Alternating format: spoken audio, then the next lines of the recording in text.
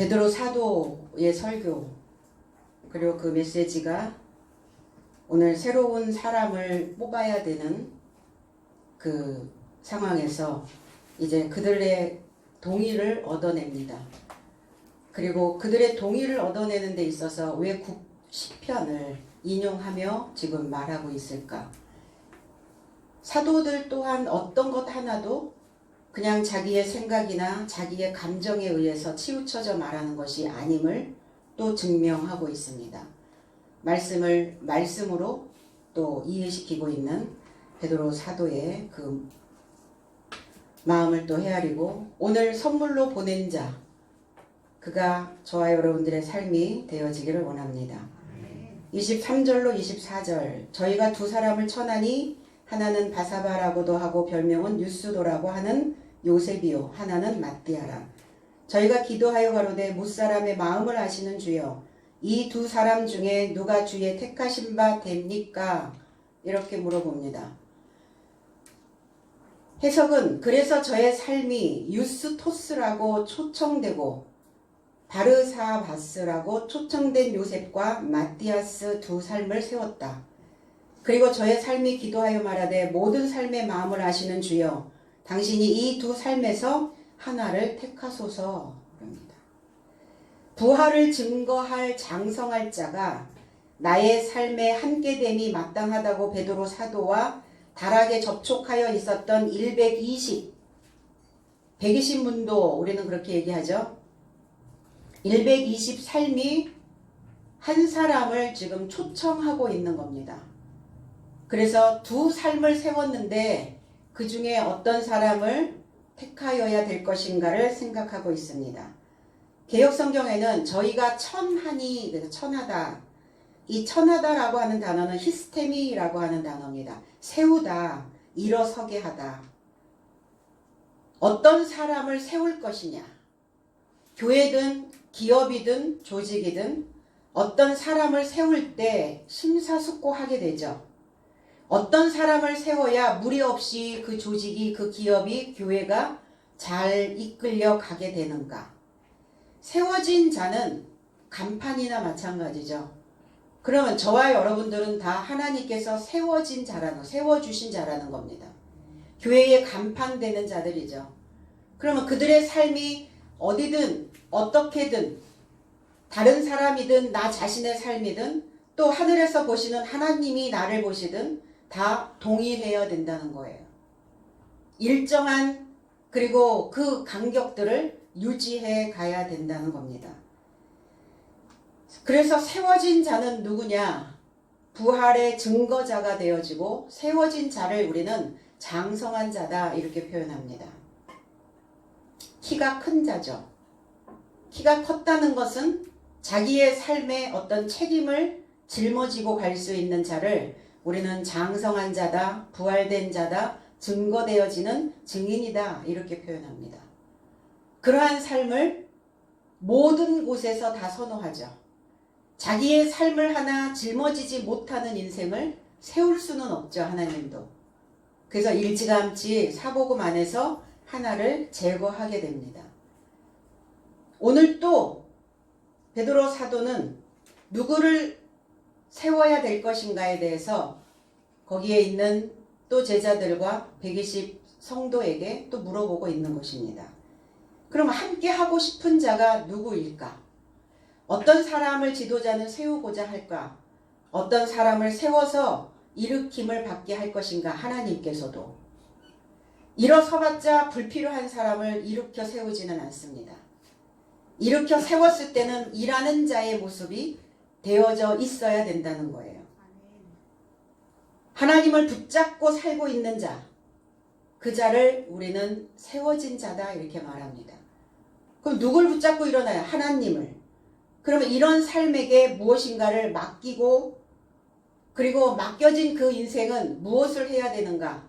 내가 일으켜 세워졌다면 늘 낮아져 겸손한 삶을 내놓아야 된다는 것입니다. 그래서 겸양지덕이라는 단어가 있죠. 조선시대의 재상이었던 맹사성이라고 하는 사람이 19세에 문과에 등과를 합니다.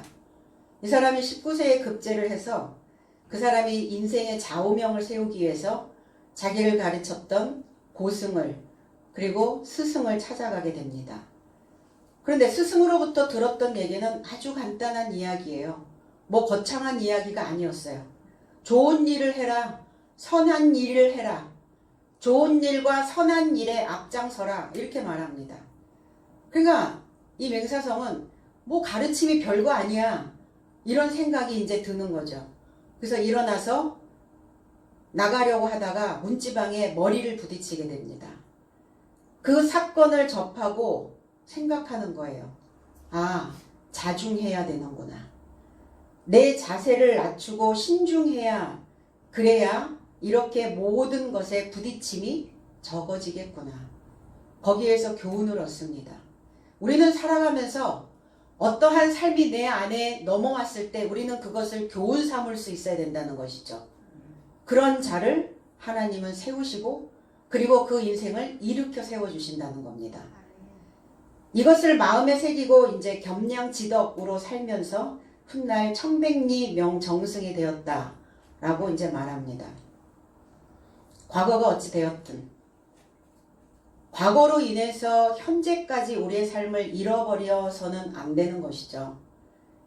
하나님께서 나의 모든 삶을 하나님께 맡기기를 원하고 계신다는 겁니다. 그 의지할 데 없는, 기댈 수 없는, 뭔가 붙잡아야 되는 지지대가 필요한데 하나님이라는 거예요. 인생 누구를 의지할 수 있을까요? 사람이요? 사람 의지할 수 없죠. 왜요? 사람에게는 생각이 있고 사고가 있고 감정이 있고 거기에 따르는 정서가 있고 거기에서 넘어오는 느낌들이 있어요. 그렇기 때문에 수시로 편차가 있다는 겁니다. 믿을 수 없죠. 그러니까 맡기라는 거예요, 하나님께. 그리고 하나님을 붙잡으라고 말씀하고 있습니다. 사람들은 인생을 중반 정도 살면 이렇게 얘기해요. 내가 나 자신에게 뿐만이 아니라 내 제자에게도 내 자녀에게도 해준 게 하나도 없어. 이렇게 표현을 합니다. 그러면 해준 게 하나도 없다고 안타까워하면서 현재 내가 해줄 걸 만들지 않고 있다는 겁니다. 내가 내 사람들에게 해준 게 아무것도 없다면 이제 그 후회와 비참함의 연속을 하지 말고 내가 해줄 것을 만들어 가야 되는 것입니다. 뭘 해줄 것인가? 돈으로요? 물질로? 아니죠. 내가 해줄 건 내가 믿는 하나님께 내 삶을 맡기고 어떻게 건강하게 살아내고 있는지 그 본을 해주는 겁니다. 그 본을 보여주는 거예요. 하나님으로 인하여 신앙으로 인하여 믿음으로 인하여 내가 꿰뚫고 가고 있다라고 하는 이 라이피스트 내 삶을 어떻게 살아내고 있는지 그것을 해줘야 된다는 겁니다. 누구는 하나님을 믿고 있다라고 하는 부모는 하나님을 믿고 있는 스승된 자들은 그래서 우리는 살아낼 수 있는 생태 문명으로 해줄 것을 만들어야 된다. 물질 문명이 아니에요. 물질 문명에서 무엇인가 자꾸 해준 게 없다고 하는데 그러면 살아내고 있는 생태 문명으로 해줄 것을 만들어가는 겁니다. 오늘 두 사람을 세운다 말했는데 요셉이라고 하는 사람에게는 수식어가 상당히 많이 붙어요. 바사바라고 하고 또 유스도라고 하는 요셉 이렇게 말합니다. 근데 마띠아는 어때요? 마띠아는 앞에 붙은 수식어가 하나도 없어요. 마띠아스 딱 하나. 왜 그럴까요? 그동안 우리는 요셉에게로부터 많은 것들을 더하여 왔어요. 하나님을 믿으면서 많은 것들을 손실이 아니라 더하여져서 왔다는 겁니다. 근데 이제 더하기는 아니에요. 이제 뭔가를 더한다는 것은 욕심이라는 겁니다. 바르사바스라고 하는 이 단어는 바르라고 하는 아들이라는 단어, 상속자라는 단어이고, 이 단어가 바르사바스라고 하는 이 단어에서 째바라고 하는 단어를 또 만들어냅니다. 째바, 만물, 군대, 그리고 싸우다, 회집하다, 이런 의미도 가지고 있고, 또 소원을 고치시키다 라는 의미를 가지고 있어요. 그러면 이 바사바라고 하는 사람은 소원을 고치시키는 상속자라는 의미를 가지고 있죠. 고치시킨다는 것은 이게 그 북고자에 불취자를 쓰고 있거든요. 북돋우어서 일으키다. 이 고치라는 게 북돋우어서 일으키는 자. 이 자가 바로 바사바라고 말합니다. 이 사람을 초청했다는 거예요. 그리고 또 유스도라고 하는 삶. 이 사람은 의로운이라는 의미를 가지고 있어요. 의롭다. 이 자가 누구냐? 요셉이라는 거죠. 그럼 요셉은 그가 더할 것이다. 근데 이 이름이 현재형이어야 되는데 미래형이었어요. 미래형.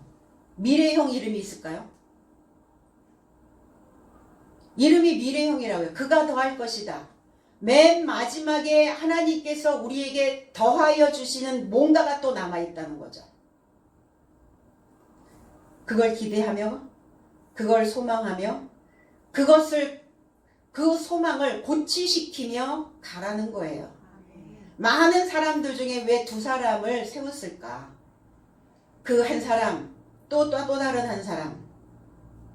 무엇인가 하나는 남겨두는 거죠. 연장하다, 능가하다, 많게 하다 라는 의미를 요셉이라는 이름이 가지고 있습니다. 잠언서 9장 9절에 지혜 있는 자에게 교훈을 더하라. 그가 더욱 지혜로워질 것이요 의로운 사람을 가르치라. 그의 학식이 더하리라 그랬어요. 지혜 있는 자를 위하여 주라. 지혜 있는 자를 위하여 더욱 주라.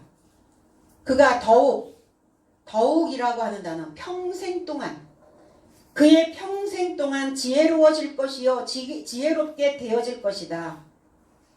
의로운 사람, 의롭다라고 하는 이 짜디크라고 하는 단어는 합법적인 사람을 우리는 의롭다고 말합니다. 올바른 사람을 의롭다고 말합니다. 이 의로워져 있는 이 사람을 알아라. 가르치다가 아니에요. 야다라는 단어, 알아라. 많이 알아라. 내가 의로운 삶을 살고 있는지, 공정한 삶을 살고 있는지, 내가 합법적인 신앙생활을 하고 있는지 분별하라는 거예요. 분별하라. 그리고 그의 학식이 될 수 있어야 되는 것은 받아들인 거예요. 이해되어진 겁니다. 깨달아진 것을 우리는 학식이라고 말합니다. 귀로 듣는 것 아니죠. 내 삶에서 그것이 깨달아지고 이해되어지고 배워진 것, 그 학식에서 빼낸 것, 이것을 더하리라. 이 단어가 요셉이라는 단어예요. 야사프, 더하다, 증거하다. 이 사람과 마띠아스라는 단어. 이게 마띠아라고 하는 의미는 여호와의 선물이라는 단어예요. 선물. 우리는 선물이죠. 주어진 오늘이 선물이다 이렇게 말합니다. 모든 사람들이 선물을 받으면 기분이 좋아지죠. 왜 좋아질까요? 나를 생각했다는 증거예요. 우리의 삶 자체가 내 자신이 선물이 되어져야 돼요. 내가 가는 곳곳마다 불협화음이 일어나고 내가 가는 곳곳마다 분란이 일어나면 그 사람은 설물이 될 수가 없죠. 불편하죠. 불편을 끼치면 선물이 될 수가 없어요. 이걸 받아야 돼 말아야 돼 뇌물이 될 수밖에 없는 거죠. 민수기 18장 7절에 너와 내 아들들은 제단과 휘장 안의 모든 일에 대하여 제사장의 직분을 지켜 섬기라. 내가 제사장의 직분을 너희에게 선물로 주었은즉 거기 가까이 하는 외인은 죽임을 당할지니라. 하나님이 우리에게 제사장의 직분을 주셨는데 그 제사장의 직분이 선물이라고 이렇게 말합니다. 우리가 하나님께로부터 받은 선물이 무엇인가? 직분이라는 거예요. 그러면 이 직분을 감당하고 이 사역을 감당하는 것이 그 선물을 준 자에게 보답하는 길이죠. 우리는 선물을 받으면 받은 것으로 그냥 싹 입 닦는 것이 아니라 그 삶에, 그 선물에 맞는 내 삶을 펼쳐내야 된다는 거죠. 그래서 주님께서도 그 사역을 완수하시려고 일하셨다는 거예요. 하나님께서 그리스도 예수에게 주신 직분, 기름 부음을 받은 자로 많은 사람들에게 가르치고 고치고 또 선포하게 하시는 이 사역을, 그 직분을 선물로 주셨다는 거예요. 그래서 주님은 내가 이 선물을 값어치 있게 만들려면, 내가 하는 이 사역을 값어치 있게 만들려면 아버지 안에 있어야 된다, 이렇게 말씀합니다. 요한복음 14장 10절과 11절에서 나는 아버지 안에 있고 아버지는 내 안에 계신 것을 내가 믿지 아니하느냐. 내가 너희에게 이르는 말이, 내가 너희에게 해석해서 이해시켜서 풀어주는 그 말이 내가 스스로 하는 것이 아니라 아버지께서 내 안에 계셔서 그의 일을 하는 것이다. 여기서 일이라고 하는 단어가 에르가라고 하는 단어예요. 하나님이 우리에게 주신 이 일이 바로 선물이라는 겁니다. 그래서 이 에르가라고 하는 단어는 행함이요, 삶이요, 사역이요, 선물과 같다는 거예요. 사역자는 삶을 살아내야 되고, 삶을 살아내는 자는 그것 자체가 우리에게 주어진 행함의 일이요, 행함의 선물이라는 겁니다. 내가 아버지 안에 있고 아버지께서 내 안에 계심을 믿으라. 그렇지 못하겠거든 그의 일을 인하여 나를 믿으라. 그의 일이 뭐예요? 이게 에르가예요.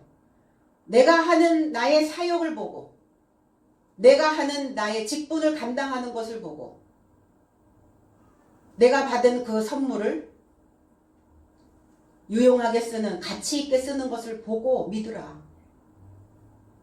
행함입니다.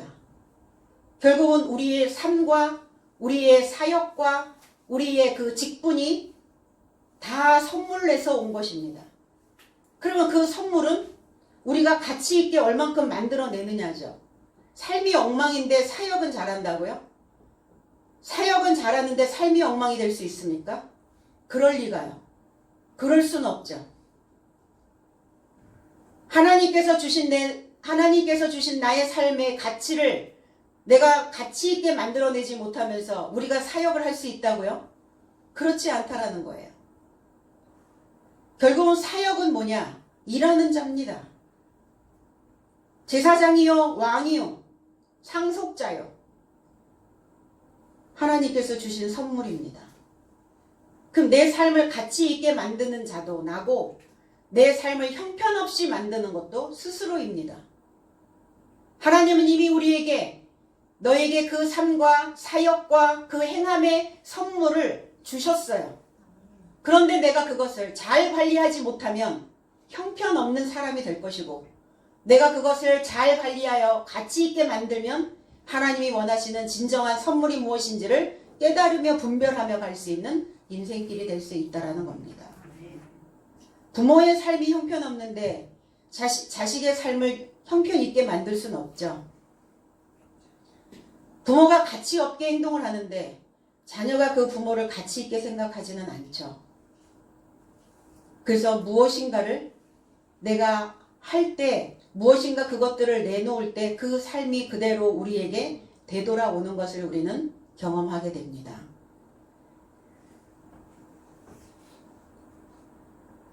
하나님을 믿는 저와 여러분들의 삶이 선물이요, 사역이요, 삶이요, 직분입니다. 주어진 거예요. 주어졌으면 어떻게 하셔야 돼요?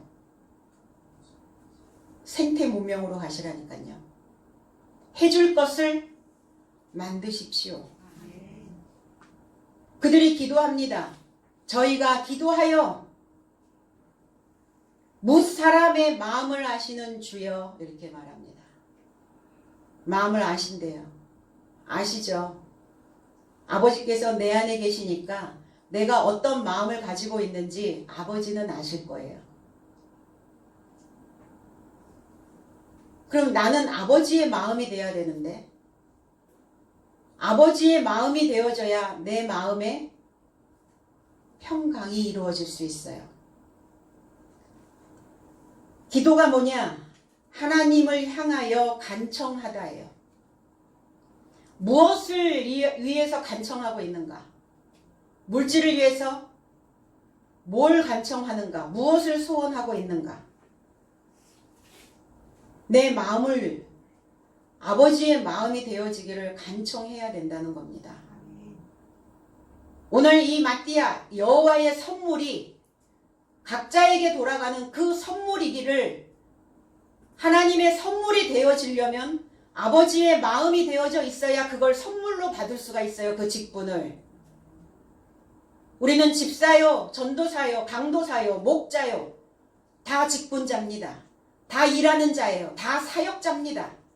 다 사역의 삶을. 그래서 주님은 내 삶의 사역을 믿으라 이렇게 말씀하고 계시거든요. 내 삶의 사역. 내 직분을 보고 이 카르디아라고 하는 이 마음을 아시는 이 단어는 카르디오 그노스테스라는 두 단어의 합성어입니다. 카르디아, 마음, 중심부, 사고, 마음의 감각. 이 기노스코는 알다, 느끼다. 내 마음의 상태를 알고 느껴야 되는 거죠.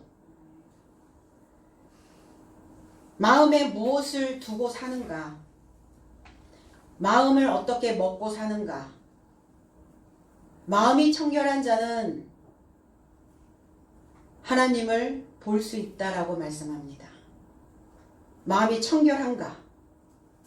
아니면 내 마음이 불결한가? 마음이 지혜로운가? 아니면 마음이 미련해져 있는가? 왜 우리는 지혜를 구해야 되나? 왜 하나님의 마음을 간청해야 될 것인가? 내 마음이 어두워지면 미련해져 버려요. 아무것도 안 보여요. 물불을 안 가립니다. 아나무인이 돼버려요. 눈에 뵈는 게 없어져요. 그러니까 미련해지면 어두워지고 어두워지면 그 삶을 뚫고 수월의 태 속으로 들어가 버려요. 왜 우리는 구원을 받아야 하는가? 왜 구원을 마련해 가야 되는가? 빛의 삶으로 왜 나와야 되는가? 빛은 생명이기 때문입니다. 요즘 지금 이 21세기를 가고 있는 과학이 얼마만큼 문명이 발달됐는지 아세요? 이 빛을 통해서 사람을 치료를 합니다. 이 빛을 가지고 식물들을 키워냅니다. 저 북극에 그 세종기지에 있는 사람들이 그 실내에다가 수경 재배를 하는데 그러면 그 식물이 크려면 광합성 작용을 해야 되잖아요. 녹색 잎을 내놓으려면 광합성 작용을 했는데 무엇을 가지고 그 광합성 작용을 일으키냐면 빛을 가지고요. LED 등을 가지고. 너무 신비하지 않아요? LED 등, 그 푸른 빛을 비추면 광합성 작용을 한답니다. 푸른색을 내놓는다는 거예요. 우리가 병원에 가면 그 적외선 치료를 받죠. 그 다 LED 등이에요. 빛을 받으면 이 몸에 있는 세포들이 재생을 한다는 거예요. 요즘 그래서 뭐 얼굴에 쓰는 마스크, 머리에 모자 쓰는 뭐 탈모를 방지하는 그게 다 LED 등입니다. 그 LED 등을 가지고 식물을 키워내는 거예요. 크는 거예요. 수박도 키우고 또 거기에 뭐 상추도 키워내고 토마토도 키워내고 그러니까 북극 그 세종기지에서 거기서 수박을 먹고 거기서 상추를 먹고 거기서 토마토를 먹고 요즘 또 어떤 그 가게가 빵집을 하는 가게인데 그 거기에서 직접 LED 등을 가지고 상추를, 채소를 키워요. 그래갖고 거기서 직접 따서 그 빵 샌드위치에 거기다가 넣어서 주는 거예요, 채소를. 이런 시대가 되었어요. 이미 2000년 전에 그리스도 예수께서 빛으로 오셔서 사람들을 치료하셨거든요. 이 말씀을 제대로 우리가 깨닫고 이해하지 못하기 때문에 사람들은 그 빛의 결과물들이 어떻게 나타나는지를 모른다는 겁니다. 피부가 바짝 마르는 건선, 아토피 이런 사람들을 다 이렇게 LED 등을 가지고 LED 그 빛을 가지고 치료를 합니다. 효과가 나타나는 것이 임상을 통해서 논문을 통해서 발표가 되었어요. 내가 왜 어두움에서 벗어나야 하는가? 왜 우리는 그 어두움에서 벗어나기를 왜 간청해야 되고 기도해야 되는가? 이런 효과가 나타나기 때문입니다. 이게 성경에만 있는 2000년 전에 있었던 그냥 어떤 비유적인 말씀이 아니라 그것이 현실에서 실제적으로 이 말씀이 옳다라는 것을, 이 말씀이 이렇게 적용이 되어지면, 그럼 우리의 마음도 마찬가지죠. 우리의 마음에서 빛을 잃어버리면 어떻게 되겠어요? 자라겠어요? 못 자랍니다. 내놓을 수가 없어요. 내놓을 게 아무것도 없는 거예요. 싹이 안 터요. 음이 안 틉니다. 복도 도와서 내 삶이 만들어지질 않아요.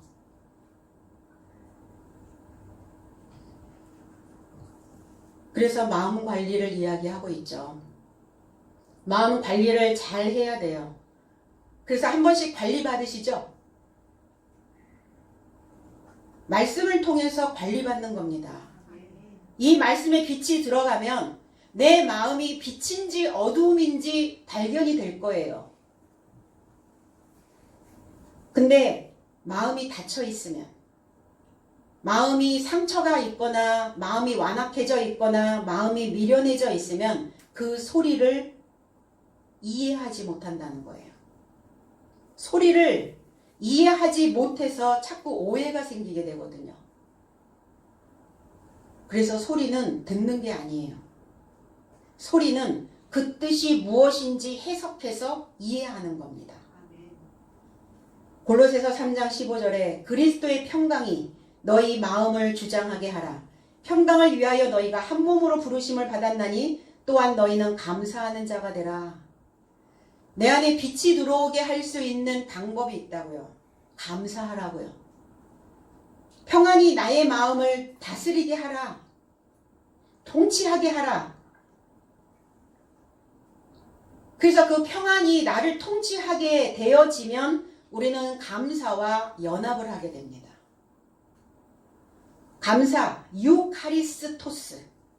유라고 하는 단어는 좋다라는 단어예요. 좋아 이러죠. 오늘 좋은 날이시죠? 네, 좋습니까? 그래서 뭐라 그래요? 잘 살아야지. 잘 웰. 좋다라는 뜻이에요. 마음이 좋아야 웰이 될 수 있죠. 이 단어와 카리조마이라고 하는 친절하다라는 의미와 이렇게 합성어예요. 좋은 친절, 친절한 마음. 이 친절한 마음이 만들어지려면 이 감사라는 이 단어에 이 의미가 있어요. 이유되지 않고, 뭐뭐 때문에 라고 하지 않고, 이게 감사의 조건이에요. 뭐뭐 때문이라고 말하지 않고 이유되지 않고. 감사해야 되는데 뭐 조건이 있어요? 아침에 일어나서 숨 쉬는 것 자체도 감사죠. 두 팔이 있는 거, 두 다리가 있는 거 감사죠. 목구멍으로 밥이 넘어가는 거 감사죠. 뭐가 뭐 어디서 얼마큼 금괴가 떨어져야 감사한가요? 그거 잠시겠죠. 나는 얼마만큼 감사로 내 마음에 등을 켜고 있는가? 근데 감사가 없어지면 나타나는 현상이 있어요. 눈치채셨어요? 경험들 하셨죠? 저도 경험이 되더라고요. 내가 지금 감사가 없어졌구나. 감사가 없어지니까 분노가 올라와요. 감사가 없어지니까 짜증이 유발이 돼요. 감사가 없으니까 온통 이 모든 게 다 적이에요. 감사가 없어지면 가장 먼저 올라오는 감정은 적대감입니다. 모두 다 적으로 생각하고, 그러니까 적이니까 어때요? 쏴붙이죠. 뭘로 쏴붙여요? 혀로 쏴붙이잖아요. 혀로. 혀의 화살촉으로. 말을 쏴붙이고 말을 툭툭 던지고 비난하고 공격해요. 그런데 그 공격은 타인에게 뿐만이 아니라 자신에게도 공격을 한다는 거예요. 제일 먼저 피해를 입는 것은 자신이에요. 감사가 없어지면, 적대감이 만들어지면 자신을 먼저 공격을 합니다. 그래서 이 뇌 상태가 어떤 뇌가 되냐면 팝콘 브레인. 팝콘 뇌가 있어요. 팝콘 아시죠? 옥수수 한 주먹 이렇게 냄비에다가 넣으면 어때요? 내 속이 항상 끓고 있으니까 팍팍팍팍팍팍 튀긴단 말이에요. 그러니까 내 머릿속에서 그 말자극에 대한 충동적인 반응이 나타나요. 이거를 팝콘 브레인이라고 얘기합니다. 팝콘 뇌. 어떻겠어요? 중심이 잡히겠어요? 아니면 가볍기가 이루 말할 수 없겠어요? 가볍잖아요. 팍팍 튀어오르는 대로 말을 튀겨냅니다.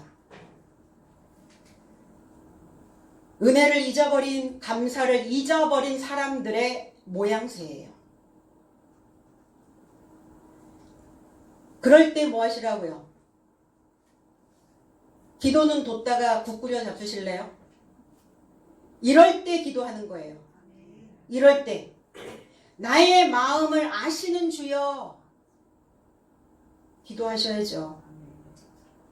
내가 감사하는 마음을 먹을 수 있도록 하나님의 양식을 내게 달라고 이거 간청하셔야 됩니다. 그 곳간이 텅 비어버리면 내 속에서 늘 감사가 없어져 버려요. 하나님의 말씀이 다 없어져 버려, 소모돼 버렸어요. 필요한 곳곳에 영양분으로, 영양소로 가 있으면 얼마나 좋겠어요. 그래서 뭔가 허기가 질 때 그 양분이 확 내 속을 채우는 그런 시스템을 만들어 놓으셔야 된다고요, 이 뇌가. 근데 맨날 그 팝콘 뇌로 살고 있으니까 안 만들어지는 거예요.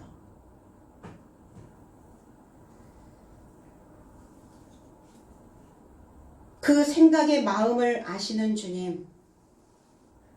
그래서 둘 중에 하나를 택하게 해달라고 기도해야 됩니다. 둘 중에 하나. 이 두 사람 중에 이 두 마음을 감사하는 마음으로 변경해달라고. 늘 양편 삶으로 헷갈려 있는 인생들을 이제 하나의 삶으로 탈바꿈 되어질 수 있도록, 하나의 삶으로 모아질 수 있도록 감사하는 마음으로 변경해달라고 오늘 변경 신청하시기 바랍니다. 잘못됐는데 변경 안 하실래요?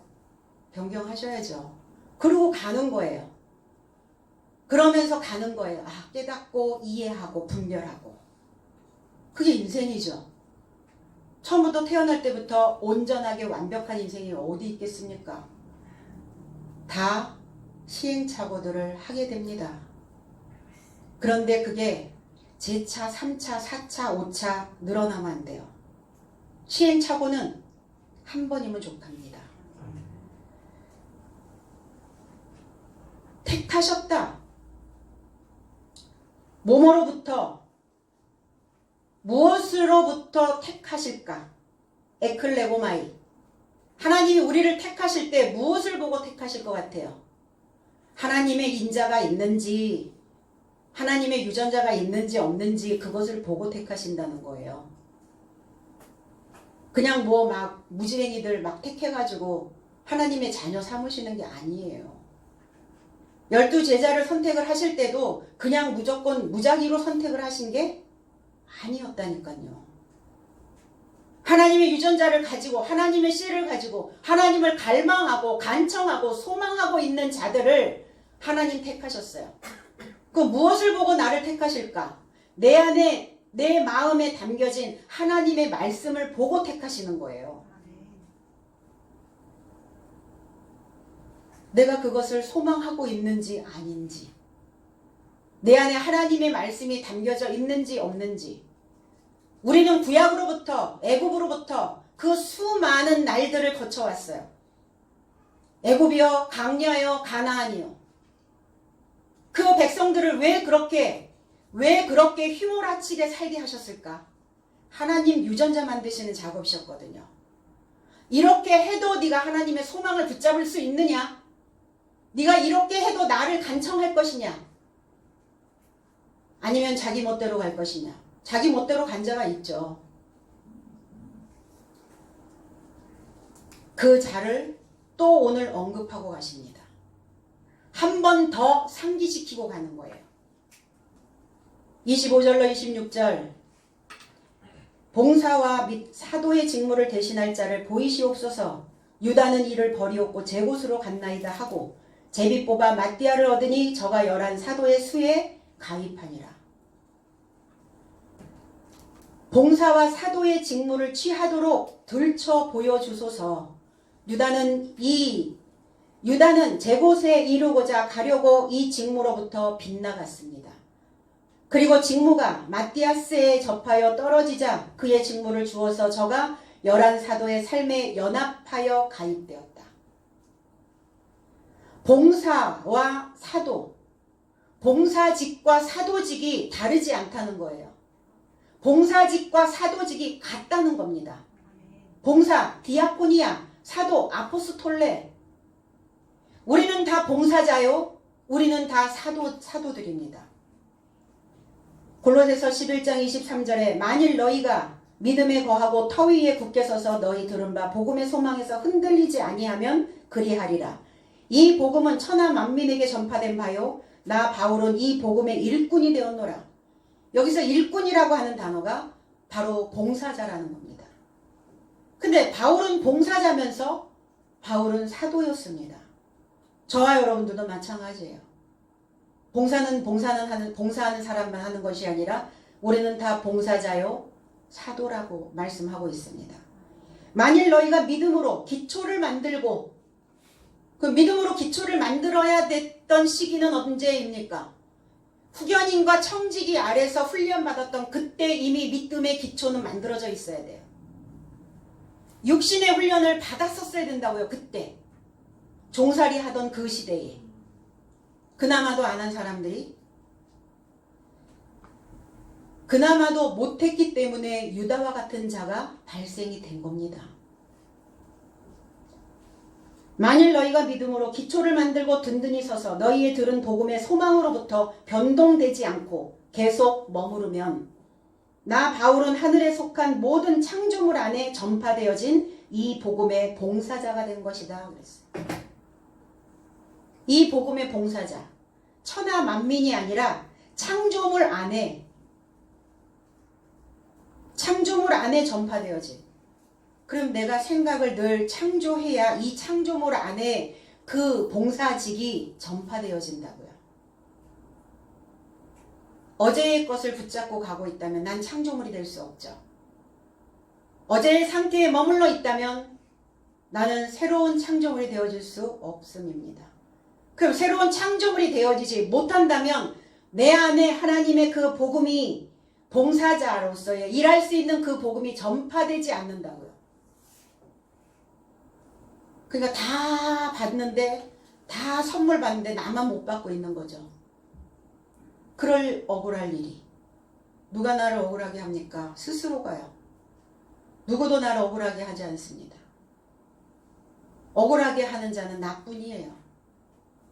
그러나 내 마음을 씻고 내 마음을 돌이키기만 하면, 그러면 언제든 하나님은 또 길게 참아주셨던 그 인내가 계시기 때문에 돌이킨 자에게 다시 기회를 주시는, 회복의 역사를 만들어주시는 그 은혜가, 감사가 입혀진다는 겁니다. 그 은혜와 감사를 받은 자가 누구였어요? 베드로 사도였었잖아요. 그리고 그 은혜를 받았을 때, 그 감사를 받았을 때 베드로는 자기의 목숨을 죽게 내놓겠다고 그렇게 고백을 합니다. 견고한 믿음이어야 해요. 그래서 하늘에 속한 창조물이 된 바울은 이 봉사직과 이 사도직을 감당하며 가고 있는 것입니다. 바울이니까, 사도로 그 직분을 받았으니까 하나님을 믿는 저와 여러분들이 다 그러해야 된다는 겁니다. 그렇게 되어져야 된다는 거예요.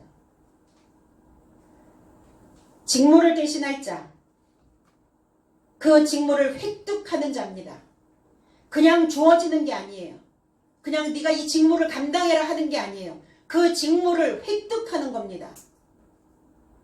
그 직무를 할당받는 거예요. 마땅히 줘야 될 자에게 주겠죠.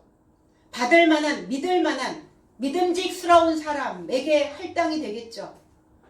할당이 됐다고 해서 다 얻는 건 아닙니다. 내가 획득해야 돼요. 그럼 획득은 뭐예요?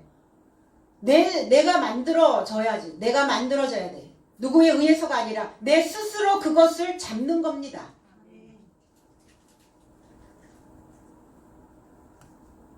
보시옵소서. 이 직무를 획득한 자, 어떤 자가 이 직무를 획득하는가 보시옵소서. 그래서 획득을 하는 것은 전쟁입니다. 전쟁이죠. 세상도 그렇잖아요. 세상도. 내가 무엇인가를 획득하기 위해서 얼마나 많은 시간들, 얼마나 많은 노력들, 얼마나 많은 열정들을 불태웁니까? 획득을 하려면 열심, 열정, 하나님을 향한 그 열정이 있어져야 돼요. 바울처럼 끝까지 쫓아가서 획득해야 된다는 겁니다. 사울아, 사울아, 누구십니까? 네가 나를 추적하는 예수다. 이게 사울의 근성이었어요. 결국 획득하죠. 그리스도 예수를 획득하잖아요. 이제 사울이라 하지 말고 바울이라 하라. 이름이 계명이 됩니다. 올해는 옛 이름 말고 새로운 이름으로 다 계명되시기를 바랍니다. 아멘. 이것을 획득하려면 뭐 하셔야 돼요? 꼬박 하셔야 된다고요. 꼬박이 뭔지 아세요? 꼬박. 여러분 밀가루 반죽 해보셨죠? 밀가루 반죽을 할 때 어때요? 거기 안에 있는 그 기포가 다 빠질 때까지 문지르고 또 문지르고 또 문지르죠. 도공들이 도자기를 구워낼 때 그 일정한 상태를 고스란히 그대로 지속하는, 일정한 상태를 계속 지속하는 이 모양을 나타내는 말이 바로 꼬박이라는 단어예요. 그러면 도공들이 어느 날은 했다가 어느 날은 안 했다가 이렇게 하지 않아요. 그 흙을 이길 때, 도자기를 굽기 전에 흙을 반죽해서 그 기포가 다 빠질 때까지 밀고 또 밀어내는 이 꼬박 작업을 한다는 거예요. 그럼 저와 여러분들의 신앙도 마찬가지예요. 이 꼬박 하셔야 돼요. 뭐 할 수 있도록? 나의 상태가, 믿음의 상태를 유지할 수 있도록, 지속할 수 있도록, 그 모양이, 일정한 모양이 나올 수 있도록 봉사직과 사도직을 할당받은 우리가 해야 할 직무가 뭐냐? 꼬박 하셔야 된다고요. 기분 좋으면 하고 기분 나쁘면 안 하고요. 기포가 빠질 수가 없잖아요. 불 속에 들어갔다 나와야 되는데 그 꼬박을 한 흙으로 빚은 도자기와 설렁설렁 만들어서 빚은 도자기는 가치 자체가, 모양새 자체가 다르다는 겁니다. 불 속에 들어가면 그 꼬박을 잘한 도자기는 모양을 그대로 갖추고 나와요. 그런데 그렇지 못한 도자기는 형태가 찌그러져 버려요. 어딘가 흡이 나요. 그럼 어떻게 됩니까? 도공이 이만한 망치로 팍 파쇄해버리더라고요. 우리가 신앙생활을 왜 하는가? 작품 하려고요. 작품. 하나님 작품 되려고.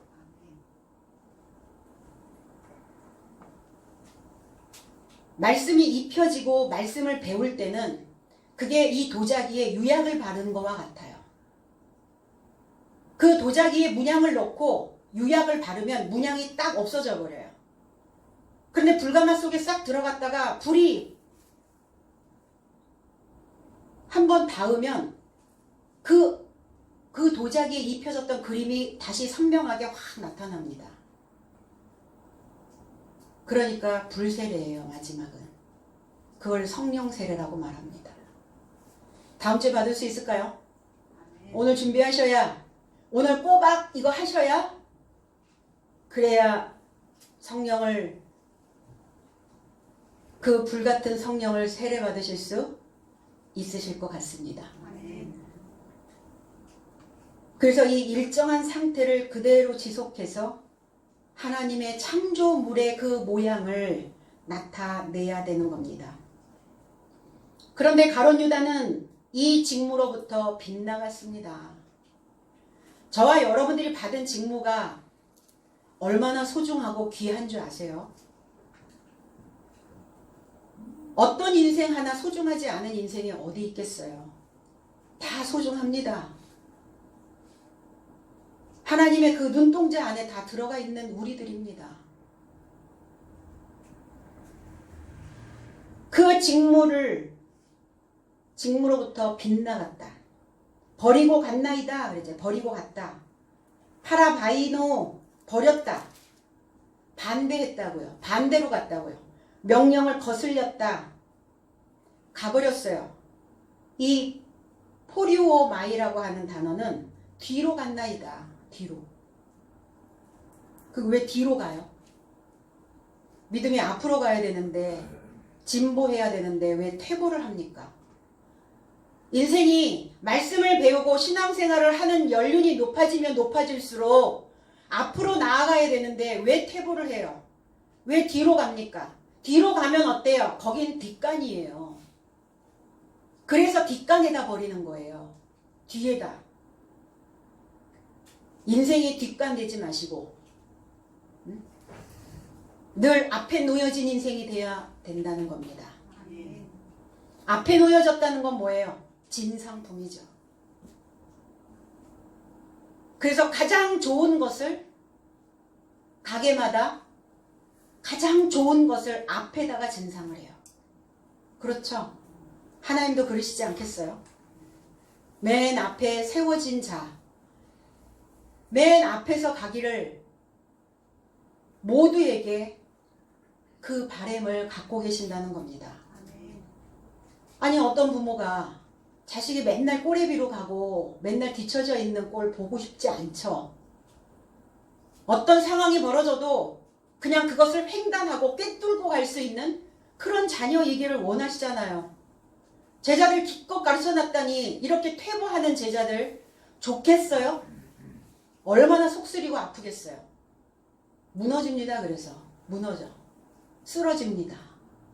쓰러집니다. 마음이 쓰러져. 왜 지도자의 마음을 쓰러지게 해요? 왜 하나님의 마음을 무너지게 합니까? 왜 부모의 마음을 쓰리게 해요? 세워줘야죠. 잘 할 수 있는 거리들을 찾아내셔서 내가 할 수 있는 역량이 무엇인지를 발휘하시고 가셔야죠. 오늘은 괜찮고 아, 오늘만? 아니죠. 그 오늘이 내일이 되고 내일이 또 모레가 되고 그런다고요. 사람의 사고는.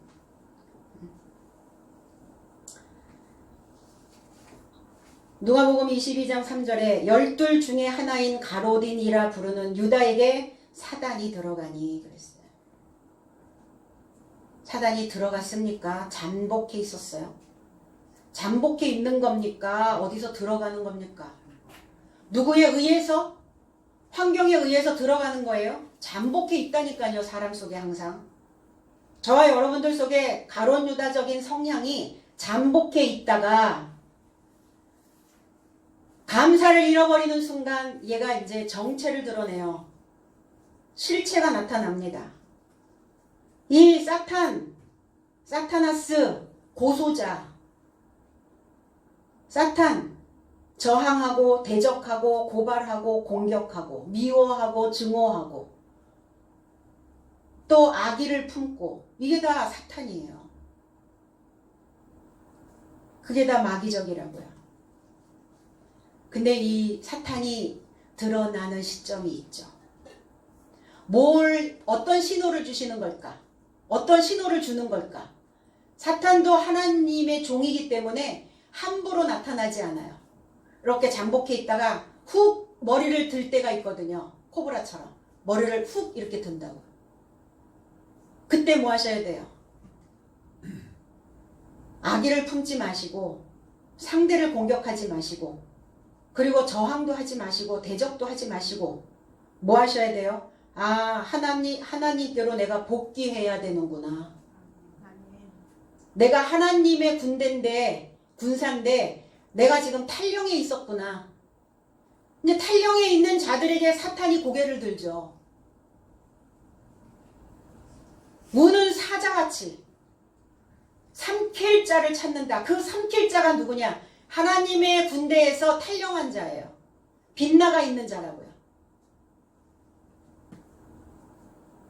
그래서 사탄이 내 안에서 미움과 증오를 유발시키거든 누구 때문이라고 말하지 마시고 아, 내가 지금 탈령병이 되어져 있구나. 하나님께로 지금 자대 복귀해야 되는구나. 그 신호로 받아들이시면 좋겠습니다. 나의 속을, 내 속이 어떠한가를 늘 감독하라고 말씀하시잖아요. 내 마음을 시중 두는 봉사직. 내가 하나님의 열매로 잘 성장할 수 있도록, 그래서 그 열매로 결실할 수 있도록 그 사도직을, 그래서 그 직무를 감당하기 위하여 내가 세워져야 된다는 것입니다.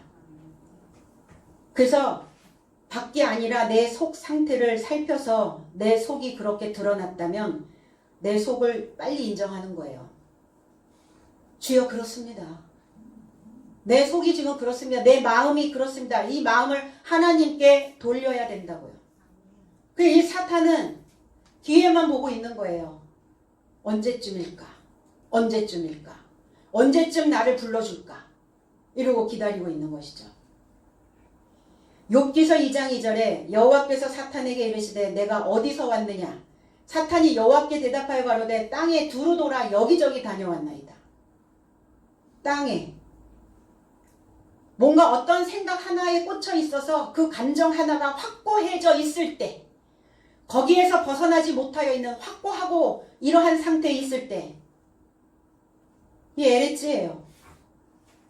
공허, 혼돈, 어두움. 이 땅이 어떤 땅이냐? 그런 땅이라고요.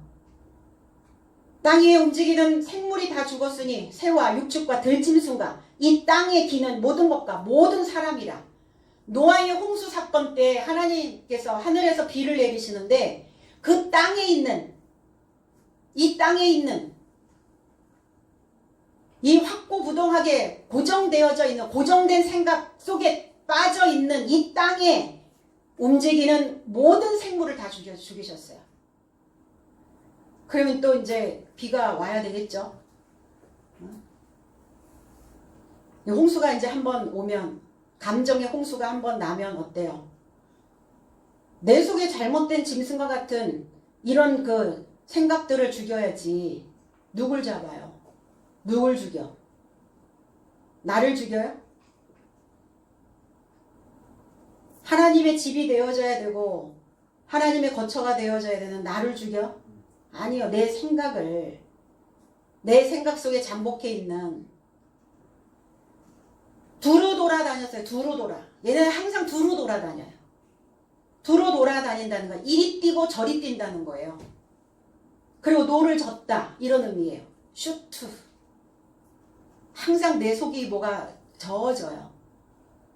내 속을 저어놓고 그 생각이 이리 뛰고 저리 뛰고 그 생각을 잡을 수가 없어요. 팝콘이 돼서.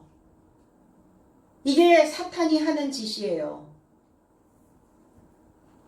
가롯인 유다가 사탄인 고로 그 직무를 책임지지 않고 벗어나서 자기 멋대로 이리 뛰고 저리 뛰면서 결국은 빗나가 버렸거든요.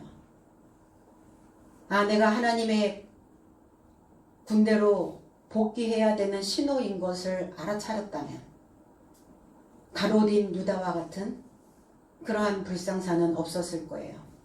이 직무가 마띠아에게 떨어졌다고요. 제비 뽑아 그랬더니 제비를 뽑았다. 이 클레로스라고 하는 단어는 이 주사위라는 단어예요. 주사위는 던져졌습니다. 저와 여러분들이 믿음을 가져야 되고 신앙인으로서의 주사위는 이미 던져졌어요. 모를 수 없어요. 하나님 안 믿은 걸로 합시다. 하나님 모르는 걸로 합시다. 이제 모를 수 없다니까. 제비 뽑아졌다니까요. 제비를 뽑아서 뽑혔다는 것은 이긴 자입니다. 오늘 여러분들이 다 이 마띠아 하나님의 선물처럼 이기는 자의 자리에 앉기를 원합니다. 11 사도의 하나로 가입되었더라. 11 헨데카라는 단어, 헤이스라는 단어와 데카라는 단어예요. 11에 부유하게 하나 되는 거예요. 유쾌하게 하나 되는 겁니다. 행복한 삶으로 하나 되는 거예요. 이게 바로 11의 의미입니다. 이 11에 연합되면 마음이 어떨까요? 유쾌해지고 행복해지고 부유하게 됩니다. 하나님이 내 안에 축적되어져요. 여기에 가입하니라. 모두가 다 동의했다고요. 그렇게 규정되어졌다고요. 부유하게 하나 된 삶에 연합된 여호와의 선물이 되어진 것입니다. 2022년 시작부터 징조가 좋아요. 좋아요. 어떤 상황이 벌어져도 좋습니다. 감사해요. 쇠털같이 많은 날, 이 쇠털같이 많은 날들이 모여져서 오늘을 만들어냈잖아요. 새털이 아니라 소의 쇠털, 쇠털이라고 말해야 돼요. 새털이란 단어는 잘못된 표현입니다. 소 보셨죠? 소의 그 털들이, 그 잔잔한 털들이 얼마나 많아요. 그런 날들이 모여져서 오늘을 만들어냈어요. 그런 신앙의 날들을 우리가 거치면서 오늘을 내가 여기에 있는 겁니다. 뭐 하시려고? 동의 얻으려고. 하나님의 동의 얻어내시려고. 하나님의 말씀으로 내가 규정되어지려고. 그 11에 내가 가입하려고 지나온 거예요. 오늘 이 날들을 하나님 없다 하지 아니하시고 무효화시키지 아니하시고 잘못 살았다 말씀하지 아니하시고 오늘 네가 선물로 보내진 삶이다. 저와 여러분들이 이 날을 위해서, 이 선물로 내가 만들어지기 위해서 그 새털 같은 날들을 견디며 이기며 왔습니다. 그래서 오늘 가입되는 거예요. 봉사자로 사도로 그것과 연합하여서 하루하루를 유쾌하게, 그 하루하루를 부유하게, 그리고 행복한 삶의 그 사역에 오늘 가입되어지는 이 날을 우리 모두 다 축하하시기 바랍니다. 서로를 위해서 축하하시고, 서로에게 축하하시고, 또 자신에게 오늘 축하하는 이 귀한 좋은 날이 되어지시기를 주님의 이름으로 축복합니다. 기도하겠습니다. 주님 고맙습니다. 새털같이 많은 이 날들, 우리가 그냥 의미 없이 온 날들이 아니었습니다. 내 안에 혹여 유다와 같은 그 사탄이 고개를 쳐든다 할지라도 오늘 주님은 우리에게 또 다시 선물이라고 하는 그것을 주셨습니다. 그 삶에 가입할 수 있도록 은혜도 베풀어 주셨습니다. 앞으로 가는 이 나날 동안 내가 내 주변에 있는 많은 사람들에게 해줄 것을 만들어내는 인생들이 되게 하시고, 하나님의 봉사직으로, 사도직으로 이 삶의 사역을 맡은 우리가 책임감 있게 믿음직스럽게 이 일을 잘 감당하며 이 길을 걸어갈 수 있도록 주님께서 은혜를 더하여 주시옵소서. 그 어떤 것 하나도 하나님 바라보시기에 쓸모없는 인생이 없었기에 오늘 이 자리에 있는 하나님의 존귀한 백성들이 그 마음을, 주님의 마음을 알아차렸고 내 마음이 어떠한가를 또 보게 되었고 그 마음이 어떠해야 되는지를 또 깨달아 가게 되었습니다. 주님, 오늘 이 다시 회복할 수 있는 이 기회를 허락하심에 감사하고 이 믿음을 붙잡고 끝까지 승리자가 되어줄 수 있도록, 그리고 우리의 그 마지막 날에 하나님이 우리에게 더하여 주실 것이 무엇인지를 기대하며 걸어가는 우리 모두가 되게 하여 주시옵소서. 감사드리며 예수 그리스도 이름으로 기도하옵나이다. 아멘.